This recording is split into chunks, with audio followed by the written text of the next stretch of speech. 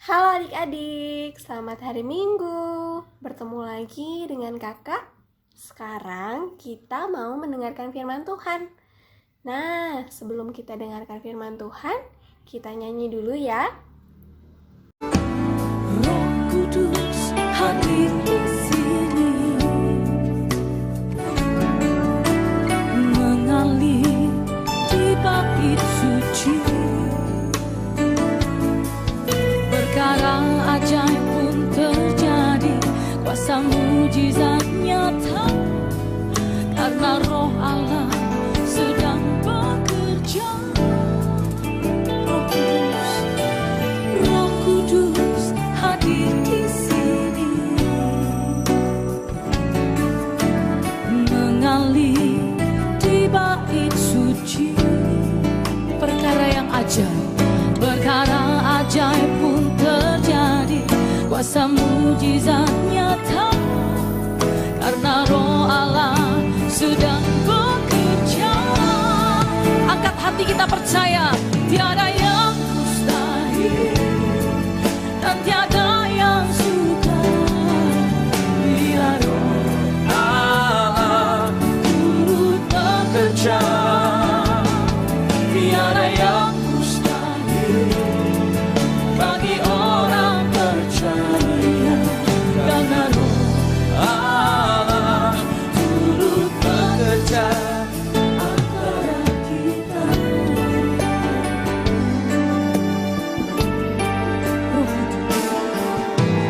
Roh Kudus hadir di sini, mengalir di bait suci.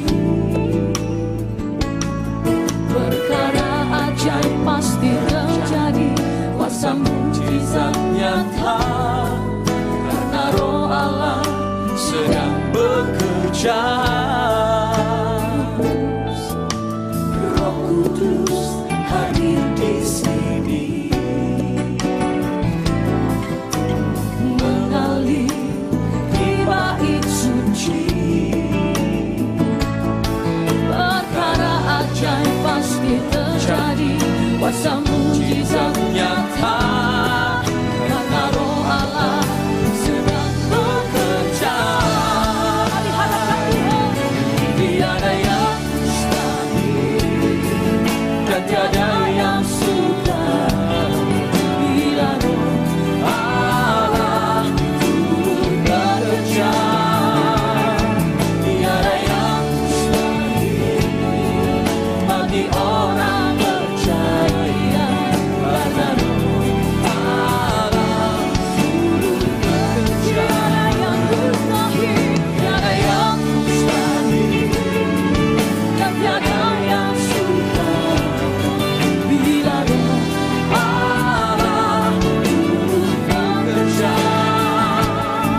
Tiada yang mustahil bagi orang percaya, karena Roh Allah turut bekerja antara kita.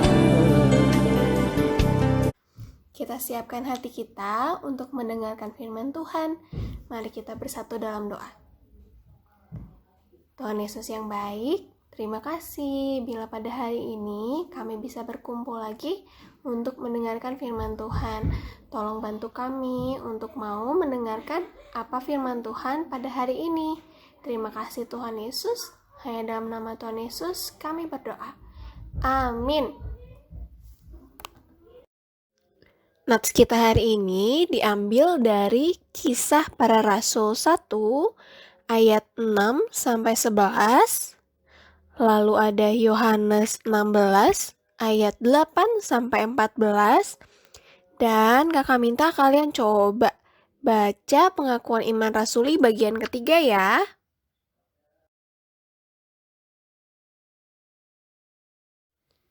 Sebelum dengar cerita hari ini, kakak mau nanya, ada yang masih ingat cerita hari Kamis kemarin? Ya, betul sekali. 40 hari setelah Tuhan Yesus bangkit, Tuhan Yesus naik ke surga untuk menyiapkan tempat bagi orang-orang yang percaya kepada Allah. Apakah kamu pernah mendengar cerita tentang surga? Surga adalah tempat yang indah, tempat yang menyenangkan. Tuhan ada di surga dan Tuhan ingin kita semua pergi ke surga suatu hari nanti. Tentunya kamu ingin masuk surga, bukan? Apa sih surga itu? Surga adalah rumah Tuhan, tempat hidup yang abadi. Tempat di mana orang-orang yang percaya kepada Allah berkumpul. Semua orang yang tinggal di sana berperilaku adil, saling mengasihi, saling menyayangi, penuh sukacita. Tidak ada rasa sakit ataupun perasaan sedih. Surga adalah tempat persekutuan orang kudus, yang artinya tempat orang-orang yang mengikuti apa perkataan Roh Kudus.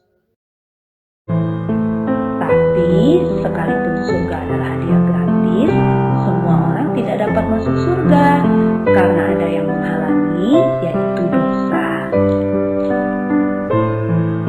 Kita semua adalah orang-orang yang berdosa. Dosa itu seperti kalau kita tidak taat kepada perintah Tuhan. Kita marah-marah, bertengkar, menyontek di sekolah, berbohong, berkata-kata kotor, berpikiran jelek, malas, dan lain sebagainya. Dosa juga kalau kita tahu yang baik tapi tidak mau melakukan, seperti membantu orang tua, beribadah, berdoa, taat kepada orang tua, tapi kita tidak lakukan, itu adalah dosa. Dosa sudah mengikat hidup kita, sehingga kita cenderung untuk berbuat dosa. Kalau kita terus berbuat dosa, maka dosa kita akan sangat banyak. Nah, dengan dosa yang banyak seperti ini, kita tidak dapat menyelamatkan diri kita sendiri untuk masuk surga. Kita seperti orang yang tenggelam dalam lumpur hisap. Tidak mungkin kita menarik rambut kita untuk mengangkat diri kita, bukan? Nah, kita juga seperti itu. Kita tidak bisa menyelamatkan diri kita sendiri untuk masuk surga. Mungkin kita berpikir, kalau saya banyak berbuat baik, nanti ditimbang dosa dan perbuatan baik saya, sehingga saya bisa masuk surga. Tetapi itu tidak mungkin. Mengapa? Karena untuk masuk surga kita harus sempurna. Artinya tidak ada dosa satupun yang kita lakukan dalam hidup kita. Tidak mungkin kita menyajikan kue dari gula, mentega, tepung, dan 9 telur yang baik, tetapi sudah tercampur dengan 1 telur yang busuk. Kenapa? Karena 1 telur yang busuk itu sudah mencemari semua adonan yang baik. Itu sama seperti dosa kita. Sekalipun kita banyak berbuat baik, tapi kalau ada 1 dosa yang kita lakukan, itu sudah membuat kita tidak sempurna, sehingga tidak bisa masuk surga.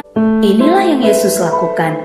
Yesus mati di kayu salib untuk menggantikan hukuman dosa kita. Sebelum dia mati, dia berkata sudah selesai. Artinya semua dosa kita sudah diampuni 1 kali untuk selama-lamanya. Kemudian Yesus dikuburkan, tapi karena dia Allah, dia bangkit pada hari yang ketiga, lalu dia naik ke surga. Masih ingatkah adik-adik? Tuhan Yesus sebelum naik ke surga, ia pernah berjanji akan memberikan Roh Kudus kepada orang-orang yang percaya kepadanya. Nah, orang-orang Kristen adalah orang-orang yang dipilih dan dikaruniai Roh Kudus yang akan membimbing dan menerangi hati kita untuk selalu mengikuti firman Tuhan. Misalnya, mengingatkan kita untuk pergi ke gereja, untuk beribadah, dan memuji nama Tuhan, supaya kita bisa berkumpul dan bersekutu dengan teman-teman seiman kita. Mungkin saat ini, karena pandemi corona, kita tidak bisa berkumpul dengan teman-teman di gereja. Tapi, Tuhan berkata, di mana ada 2-3 orang berkumpul, di situ aku ada. Jadi jangan lupa ya untuk tetap beribadah, meskipun itu di rumah. Roh Kudus akan menerangi kita dan membimbing kita untuk mengetahui mana perbuatan baik dan mana perbuatan buruk. Nah, sekarang tinggal kita nih, mau atau tidak mendengarkan apa yang dikatakan oleh Roh Kudus. Ketika kita mau melakukannya, artinya kita percaya pada Roh Kudus. Ada satu cerita, ada seorang pemain akrobat yang sangat hebat bernama Blondin. Dia akan berjalan di atas kabel melintasi air terjun Niagara sambil mendorong kereta bermuatan pasir. Ketika Blondin berhasil, semua penonton bersorak-sorai.